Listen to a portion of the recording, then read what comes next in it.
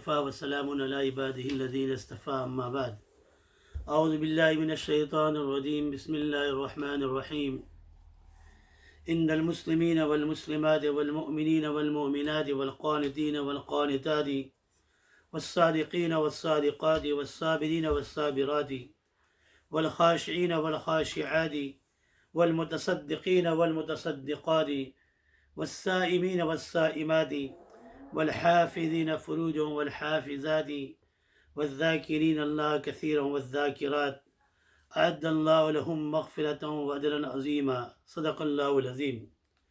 بزرگان محترم، عزیزان مکرم اور معزز سننے والی دینی ماں اور بہنیں اور پیارے بچوں، السلام علیکم ورحمۃ اللہ وبرکاتہ۔ محترم سامعین کرام، یہ آیت پر ہماری تفسیر چل رہی تھی رمضان کے بعد سے، اور ماشاءاللہ تقریباً 3 مہینے سے زیادہ اس آیت کریمہ کے تعلیم ہماری ہوتی رہی۔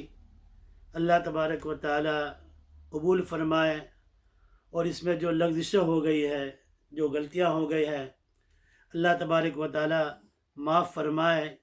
اس آیت میں اللہ تعالیٰ نے ایمان والوں کی 10 صفات بیان کی ہے، اور شروع میں نے آپ کو کہا تھا کہ حضرت ام سلمہ رضی اللہ تعالی عنہ نے سوال کیا تھا، یا بعض مفسرین نے فرما کہ اسماء بنت یزید انصاری رضی اللہ عنہ حضور کی خدمت میں حاضر ہو کر سوال کیا تھا کہ زیادہ تر قرآن کریم میں اللہ تعالیٰ نے مردوں کو خطاب کیا ہے، عورتوں کو خطاب نہیں کیا ہے، اگرچہ یا ایھا الذین آمنو کے اندر عورتیں بھی داخل ہو جاتی ہیں، تو اس پر یہ آیت کریمہ نازل ہوئی۔ اس کی پوری تعلیم اور تفصیل ہم نے آپ کے سامنے مختصر طور پر بیان کی ہے۔ اللہ تعالیٰ اس کو سمجھنے کی توفیق عطا فرمائے، اور سمجھنے کے بعد اللہ تعالیٰ ہم سب کو عمل کرنے کی توفیق عطا فرمائے۔ اس آیت کے بعد اللہ تعالیٰ نے ایک بات فرمائی ہے، وہ بات یہ فرمائی ہے کہ وَمَا كَانَ لِمُؤْمِنٍ وَلَا مُؤْمِنَةٍ إِذَا قَضَى اللَّهُ وَرَسُولُهُ أَمْرًا أَن يَكُونَ لَهُمُ الْخِيَرَةُ مِنْ أَمْرِهِمْ وَمَن يَعْصِ اللَّهَ وَرَسُولَهُ فَقَدْ ضَلَّ ضَلَالًا مُبِينًا۔ اس آیت میں کا ترجمہ جو ہے حضرت تھانوی رحمۃ اللہ علیہ نے ایک فرمایا ہے کہ کسی ایماندار مرد کے لیے اور عورت کے لیے اس بات کی گنجائش نہیں رہتی ہے کہ اللہ اس کا رسول کسی کام کا حکم دے، گو وہ دنیا کی بات ہی کیوں نہ ہو، جب حکم دے دے، آرڈر دے دے، پھر ایمان والوں کے لیے اس میں کوئی اختیار باقی رہتا نہیں ہے، یہ کام کرے یا نہ کرے اس کی کوئی گنجائش نہیں رہتی ہے، بلکہ عمل کرنا ہی واجب ہوتا ہے۔ وَمَن يَعْصِ اللَّهَ وَرَسُولَهُ فَقَدْ ضَلَّ ضَلَالًا مُبِينًا۔ جو شخص اس وجوب اللہ کے رسول کے حکم کے بعد کہنا نہ مانے، وہ صریح گمراہی میں ہو جائے گا۔ یہ آیت کریمہ جو ہے اس کی بہت تفصیلات ہے، انشاءاللہ تعالیٰ میں اس کی تفصیلات بیان کروں گا۔ یہ آیت جو ہے حضرت زینب بنت جہش اور ان کے بھائی عبداللہ بن جہش کے بارے میں نازل ہوئی ہے، لیکن اس آیت کا بارے میں قیامت تک آنے والے ہم ایمان والوں کے لیے اللہ تعالیٰ نے سب کے لیے عام حکم دیا ہے کہ اللہ اس کے رسول جو حکم دے دے اس کے بعد اپنے دل کے اندر کوئی تنگی محسوس نہ کرے، بلکہ اللہ تعالیٰ کے حکم کو پورا کرنا ہے۔ اس آیت کریمہ پر ہم غور و فکر کریں، ہمارے معاشرے کے اندر، ہماری معیشت کے اندر، ہماری اخلاق کے اندر، ہماری سیاست کے اندر، ہم کتنی باتیں ایسی ہیں جو اللہ تعالیٰ نے حکم دیا ہے، یہ اللہ کے رسول نے حکم دیا ہے، ہم اس پر کتنا عمل کرتے ہیں۔ ہم چھوٹے چھوٹے بہانے بنا کر ہم اس کو چھوڑ دیتے ہیں۔ اللہ تعالیٰ نے قرآن کریم کے اندر ایک جگہ بڑا عجیب بات فرمائی ہے۔ اللہ تعالیٰ فرماتے ہیں فَلَا وَرَبِّكَ لَا يُؤْمِنُونَ حَتَّى يُحَكِّمُوكَ فِي مَا شَجَرَ بَيْنَهُمْ ثُمَّ لَا يَجِدُوا فِي أَنفُسِهِمْ حَرَجًا مِّمَّا قَضَيْتَ وَيُسَلِّمُوا تَسْلِيمًا۔ اللہ تعالیٰ فرماتا ہے کہ آپ ان کو کہہ دو کہ آپ کے رب کی قسم ہے آپ کے رب کی، یہ لوگ مومن ہو نہیں سکتے ہیں جب تک یہ بات نہ ہو کہ آپس میں جو جھگڑا ہوا ہے یہ لوگ آپ کو اس کا فیصل نہ بنا لے، آپ کو حکم نہ بنا لے، پھر جو آپ فیصلہ کر دے، آپ کے فیصلے میں اپنے دل میں ذرا برابر تنگی محسوس نہ کرے، بلکہ آپ کے فیصلے کو پورا ظاہر اور باطن سے تسلیم نہ کر لے۔ تو یہ حقیقت اس آیت کریمہ کی بھی تفصیلات ہے کہ کیوں نازل ہوئی، لیکن میں یہ سب چھوڑ دیتا ہوں۔ اس آیت سے ہمیں یہ پتہ چلتا ہے کہ جو ایمان اللہ تعالیٰ مجھے بھی عمل کی توفیق عطا فرمائے، میں بھی بہت گنہگار بندہ ہوں اور بہت پاپی بندہ ہوں، بہت مجرم بندہ ہوں، ہم سب کو اللہ تعالیٰ توبہ کی توفیق عطا فرمائے اور اللہ تعالیٰ اپنے وقت پر ہم سب کا حسن خاتمہ عطا فرمائے۔ جو یہ آیت کریمہ جو ہے اس پر عمل کر لے گا، سب چیزیں جو ہے اسلام کی امپورٹنٹ سب چیزیں جو ہے اس میں آ جاتی ہے۔ مومنین، مسلمات، قانتین، قانتات، خاشعین، خاشعات، صابرین، صابرات، خاشعین، خاشعات، متصدقین والمتصدقات، والصائمین والصائمات، والحافظین فروجهم والحافظات۔ 10 امپورٹنٹ باتیں جو ہے اس آیت کریمہ میں آ جاتی ہیں۔ اگر اس آیت کریمہ پر ہمارا عمل ہو جائے تو انشاءاللہ تعالی اللہ کے ذات سے ہمیں امید ہے کہ انشاءاللہ تعالی جب دنیا ہم چھوڑیں گے اور دنیا سے جانے کا وقت ہمارا آئے گا تو انشاءاللہ تعالی ہم ایمان کو لے کر جائیں گے۔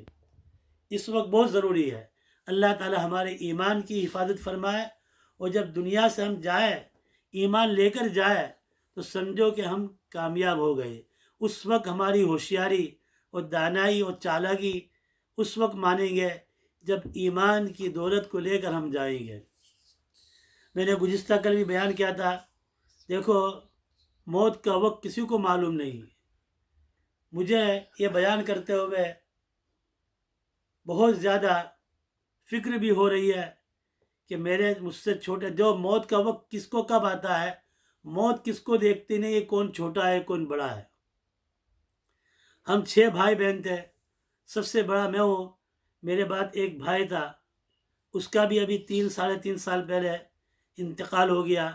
وہ بھی ایک لمبے عرصے تک بیمار رہا اور بیماری کے بعد جو ہے اس کا بھی انتقال ہو گیا۔ اس کا نام تھا انور، اللہ تعالیٰ ان کی مغفرت فرمائے۔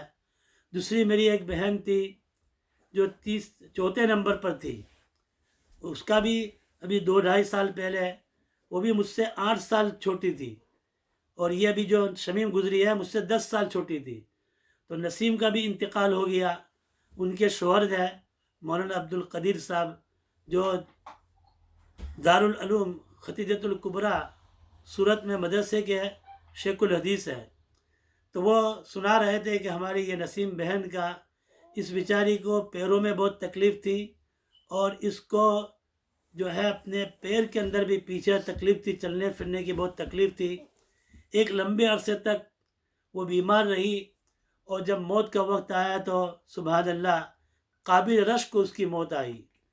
رات سے طبیعت خراب تھی، صبح مدرسہ پڑھا کر آئے، انہوں نے اس کا چادریں وغیرہ تکیہ سب چیزیں چین کی، اور اس کی زبان کے اوپر یعنی مولانا عبدالقدیر صاحب کو خطاب کرتے ہوئے ہاتھ پکڑ کر ان کی زبان پر ایک آیت تھی، ان للمتقین مفازا حدائق وعنابا وکوائب اترابا وکاسا دہاقا لا يسمعون فيها لغوا ولا كذابا۔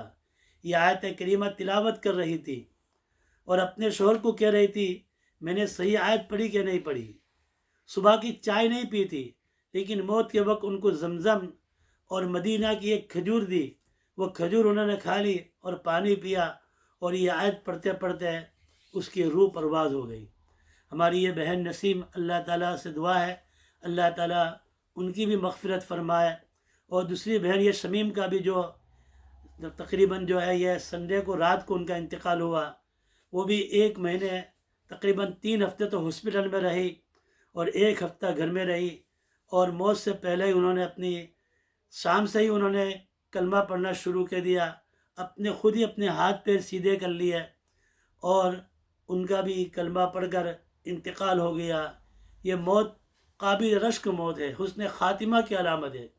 اللہ کے رسول صلی اللہ تعالی علیہ وسلم نے فرمایا، من آخر کلامی لا الہ الا اللہ دخل الجنہ، جس آدمی کا آخری کلام لا الہ الا اللہ یہ اس پر آخری کلام ہوگا تو دخل الجنہ، وہ جنت میں داخل ہو جائے گا۔ تو ان کی موت پر مجھے رشک آتا ہے، مجھے معلوم نہیں میری موت کب آئے گی اور کیسی آئے گی۔ سامعین جو ہے ان کو بھی فکر کرنے کی ضرورت ہے، اور یہ اتنا امپورٹنٹ ہے کہ امام غزالی رحمۃ اللہ علیہ نے لکھا ہے کہ ایک مرتبہ نبی کریم صلی اللہ تعالی علیہ وسلم مسجد تشریف لائے، ایک صحابی کو دیکھا کہ وہ دعا کر رہے ہیں۔ وہ دعا کیا مانگ رہے ہیں؟ اللہم انی اسألک تمام النعمہ، اللہم انی اسألک تمام النعمہ، اللہ مجھے کامل نعمت عطا فرما۔ وہ دعا سے فارغ ہوئے تو نبی کریم صلی اللہ علیہ وسلم سے پوچھا کہ کامل نعمت کیا ہے؟ انہیں جواب دیا، اللہ اس کا رسول زیادہ جانتا ہے۔ آپ نے فرمایا کامل نعمت یہ ہے کہ دنیا سے جائے تو ایمان کی نعمت کو لے کر جائے۔ حضرت یوسف علیہ السلام اور یعقوب علیہ السلام کے درمیان میں 40 سال جدائی رہی۔ 40 سال کے بعد ان کو پتہ چلا، بھائیوں نے آ کر، لمبا قصہ ہے، آ کر پتہ چلا اور بھائیوں نے بتایا اپنے والد کو کہ ابا جان یوسف تو زندہ سلامت ہے۔ آپ سوچے ذرا، تصور کریں اور خیال کریں، جس باپ کا بیٹا، چہیتا بیٹا، لاڈلا بیٹا 40 سال تک جدا ہو اور کوئی آ کر اس کو خبر کہے کہ آپ کا بیٹا زندہ بسلامت ہے تو اس کو کتنی خوشی ہوگی۔ لیکن یعقوب علیہ السلام نے بغیر، انہوں نے پوچھا کہ کس حال میں وہ ہے، کس حال میں وہ ہے؟ کہا وہ تو مصر کا وزیر خزانہ ہے۔ یعقوب علیہ السلام نے سانس لے بغیر فرمایا، میں یہ نہیں پوچھتا ہوں، میں پوچھتا ہوں وہ ایمان کی حالت میں ہے کہ نہیں ہے۔ نبی تھے لیکن فکر تھی ایمان کی۔